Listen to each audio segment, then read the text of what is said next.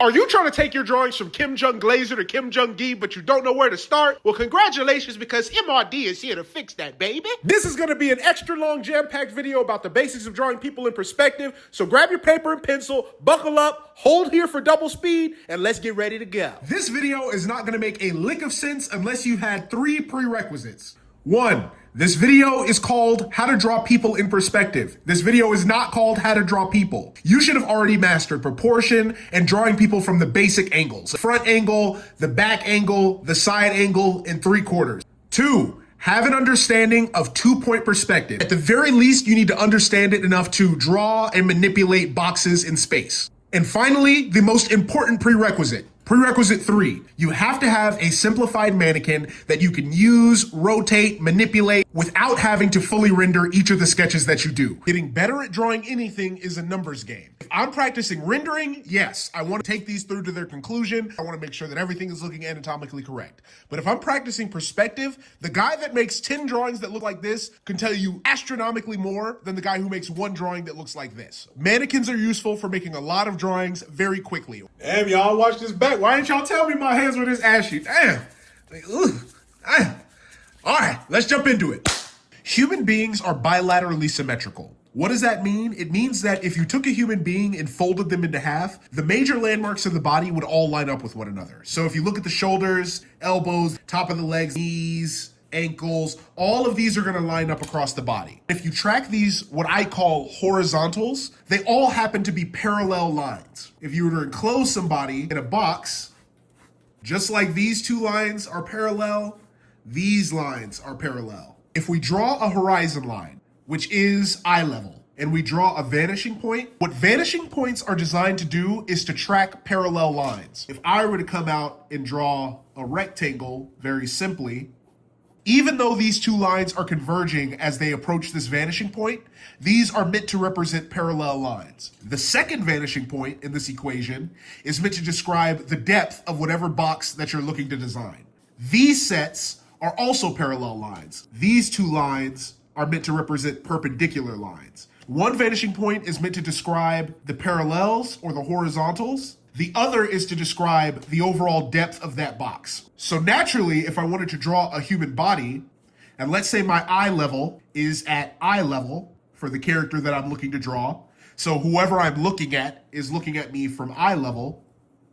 And I want to draw a basic perspective grid that describes what this person would look like if they were standing at a 3/4 view. If it's this close, it's going to be a little bit exaggerated. Using our mannequin, it would look very roughly coming in and drawing this. Something like this. So it's using this vanishing point to track the horizontals. And then when I come out with the second vanishing point, this can describe the thickness of the box, right? And I know this is very rough. I'm really not caring all that much because I want to show you that it really doesn't matter if it's 100% clean. You just have to understand the concept behind it. Let's say that we have another perspective grid, but this time eye level is at hip level.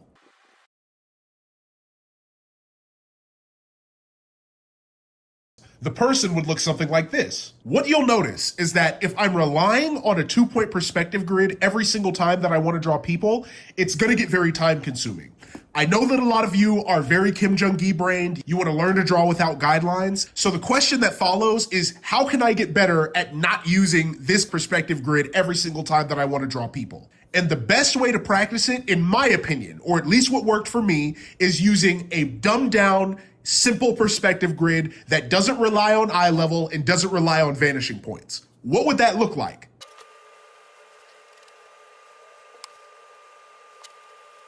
This is an approximation of an isometric perspective grid. In a theoretical sense, all of these lines that go this way are parallel and never converge. All of these lines are parallel and never converge. In an ideal sense, I know how I drew this. Some of these lines are a little bit wonky. Showing you how it works first, right? Of course, if I had a box like this, and if I had another box right next to it, in an ideal scenario, these boxes would have lines that never converge. This can be a ground plane. This can also be a sky plane. Right? This grid, while it's incredibly simple, it's incredibly basic, it is also incredibly powerful. What you're gonna ask yourself at this point is, MRD, how does this help me at all? This is literally just another perspective grid. The objective is to not have to draw this entire grid every single time. How do I use this when it comes to figure drawing? Pull out a series of parallel lines like this. You could start off your figure drawing wherever you want to. I always start out with the shoulders. I'm gonna draw a shoulder girdle in here. It's roughly an ellipse where these horizontals are bisecting the major axis. I'm gonna come out using the mannequin that I've already grown accustomed to and that hopefully you guys have been studying. I draw another ellipse, come out. Now I have a space for the rib cage and a space for the pelvis. If I wanted to turn these into boxes, I would imagine a line coming right out of this character's chest. Depending on this angle, it'd be angled a little bit. So I'm gonna say it's kind of like that. I'm gonna say that this is the perpendicular line. So now, parallel to this line, I'm gonna come out and I'm gonna define the edges of this box. Now I can come out and I can put in some legs. The hardest part is making sure that you don't cheat the perspective, right? You have to adhere to this perspective grid. Now, here's how you really sell it. You always wanna ground your characters. So, if these are the perpendicular lines that I'm adhering to, I'm gonna keep the same sort of perpendicular lines, and I'm gonna make a little platform that the character can stand on. This is how you ground the character, right? So now I can come out and I can draw feet on this little platform. This will make sure that my character looks grounded, like it actually exists in space and it's not just a floating figure out somewhere. Find the head and pull out some arms. I'm gonna say this hand is right here, which means this hand will be about right there. This is a person that I'm looking down at. What about somebody that I'm looking up at?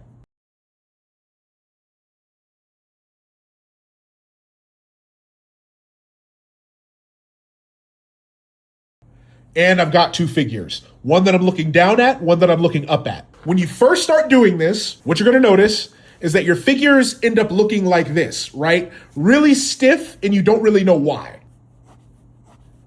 You are drawing it just like this, with all of your vertical lines straight up and down. And this will come out looking pretty stiff, pretty awkward. Why? Because you're not following the actual gesture of the human body. Notice, your rib cage is angled forward, your pelvis is angled back. So there's this natural swooping motion that happens with the body. You have to emulate that in your drawings. Now again, here I've exaggerated it to an extreme degree. I understand that. This tilt, you'll notice, doesn't affect your horizontals. So your horizontals are still gonna remain parallel to each other. I can define this shoulder and then angle the rib cage forward a little bit. Then I take my pelvis and I angle it back a little bit. Again, this is not gonna affect your horizontals. So now I can come out and define the legs. And the gesture is just a little bit more aesthetically pleasing. I have an arm right here. Maybe he looks like he's relaxed, right? So I'm gonna put his hand on his hip. Am I gonna stop here? No, let's do a different angle. Let's make it the opposite way. And this time, I'm gonna draw a character from the back.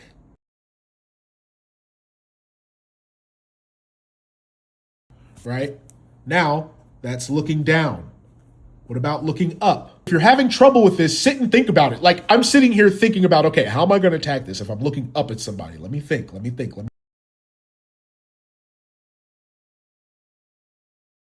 Once you've done this, keep doing it. Try angling the lines to a more extreme degree. Like I encourage you to push it. The more you push it, the more you're gonna learn. Like if you notice, you can push this pretty far, and as long as you adhere to the rules, i.e. keeping the lines parallel, it'll look pretty good, right? Or at least good enough for you to perform this exercise to the fullest of its capabilities. If you wanna start getting better at not using the lines at all, lighten up the lines. Like take an eraser, lighten the lines, and keep doing that until you see the lines in your head. The more you do this, the less you'll need the lines. Please believe me. Again, until you do this exercise, you're not gonna believe me, but do it. After that, try to creating a scene with more than one character. Like, take your perspective grid and draw another character in that perspective grid. Either turn them around, rotate them, draw them in front of the character, behind the character, etc. That's another exercise that's really going to improve your understanding of two-point perspective without you having to draw the two-point perspective grid every single time. But if you want something closer to that grid, start mapping out a perspective grid that adheres to a vanishing point that you don't actually have to draw. All you have to do is fan out the lines. Basically, make it so that all the lines are converging to a point that you don't even have to draw. Again, I encourage you, do not feel like this has to be perfect. As long as it's good enough, you'll come out with a result that looks pretty decent as long as you've practiced the isometric perspective grid enough.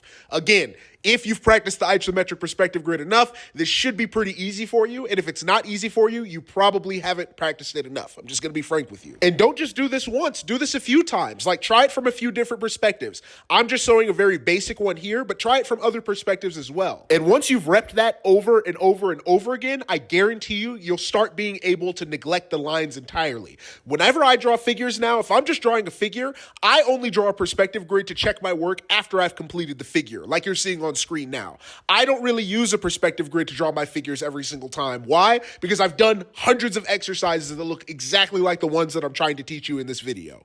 And the more that I've practiced with isometric perspective grids, the more that I've understood perspective enough to start using more exotic perspective grids, like curvilinear perspective grids. Again, curvilinear is not hard. It's just using a different grid and using different lines to draw the figure that you want to draw. And 5-point perspective is the exact same way. Like, I always tell people, if you can do 2 and 3-point perspective, you can do 5-point perspective. There's not any difficulty spike. The only difference is that it's a little bit harder to draw the perspective grid because you have to do it freehand. That's the only difficulty there. If I take a basic 2-point perspective grid and literally just curve the lines, and that includes the verticals as well, so you could say take a 3-point perspective grid and curve the lines. You can get something that mimics that Kim Jung-gi style of figure drawing that you guys have all wanted to learn how to draw. Now again, to get to that level, it's gonna take a lot of practice, but that's what this video is for, to give you a new tool to practice with. And also something that'll build your confidence. Like, I think that if you legitimately look at your drawings and you think, I'll never be as good as Kim Jung-gi, I could never get that good,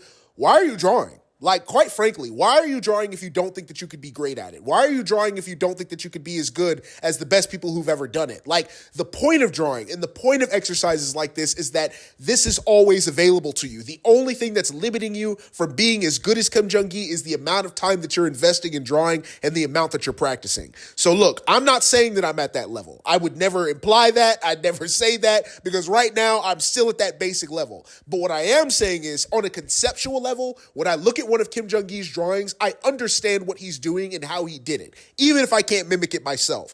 Once you guys get to that level, you'll be on the road to where you need to be, to figuring out how to draw how he draws if you want to do that. Quite frankly, I want to establish my own style, so that's not something that's super duper important to me. I'm just going to do my own thing. But if you guys, I know how you guys are. As soon as you see curvilinear perspective, you start glazing. As soon as you see something in fisheye, you start glazing. I know how you guys are. So because y'all operate like that, I'm just going to go ahead and let it go, and I'm going to go ahead and close out this video because it's gone on a little too long already, and I'm just going to keep talking until it always fades to black.